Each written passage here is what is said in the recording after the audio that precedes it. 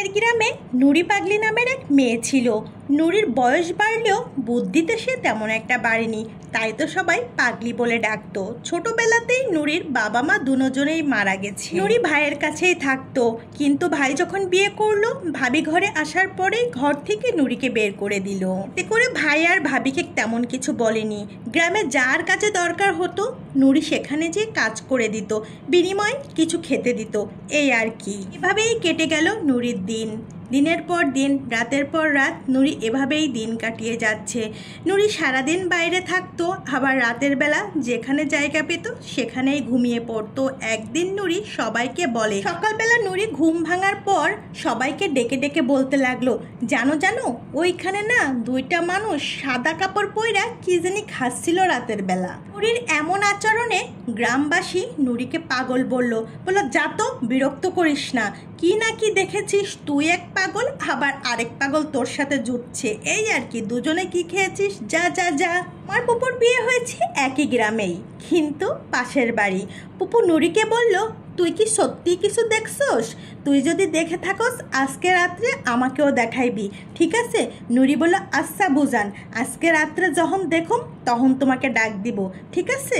রাতের বেলা নুরি পাগল যখন পুপুকে ডাকতে গেছিল, তখন ডাক দিতেই পুপা দরজা খুলল। আর এত রাত্রে নুরিকে দেখে পুপা অনেক রাগারাগি শুরু করে দিল। নুরি পাগলের সাথে চিল্লাচিল্লি করে পুপা দরজা লাগিয়ে দেয়। দিন সকালেই পুপি ঘুম ভেঙে নুরির সাথে দেখা হলে বলল, কিরে নুরি, কাল রাতে না তোর আমাকে ডাকার কথা ছিল, ডাকলি না তো?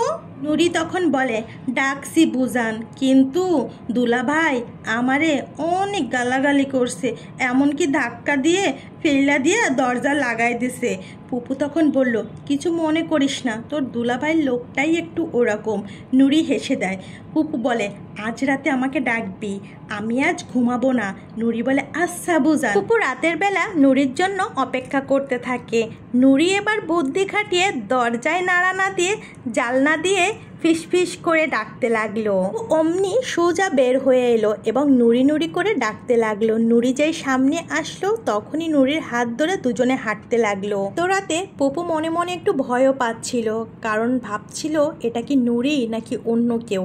ততক্ষণে পুপি নিশ্চিত হয়ে গেল, না এটা অন্য কেউ না, এটা আমাদেরই নুরি। নুরি বলল, বুবু দেখ ওই দিক, সামনের দিক তাকিয়ে দেখ। সাথে সাথে পুপি সামনের দিক তাকালো আর দেখলো সাদা কাপড় পরা দুইজন লোক মাটির নিচে তাকিয়ে বসে বসে কি জানি খাচ্ছে। কিছু যে একটা খাচ্ছে শুধুমাত্র এতটুকু বোঝা যাচ্ছে, আর তেমন কিছুই বোঝা যাচ্ছে না। চাঁদের আলোয় অনেক বোঝার চেষ্টা করলাম, কিন্তু কিছুই বুঝতে পারছিলাম না, কেননা আমরা অনেক দূর থেকেই দেখছি।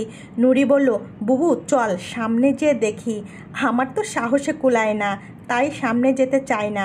তখন আমি বললাম, নুরি চল আমরা বাসায় যাই। আজ একটা বাস্তব ঘটনা, আপনাদের কাছ থেকে ভালো রেসপন্স পেলে কাল শেয়ার করব।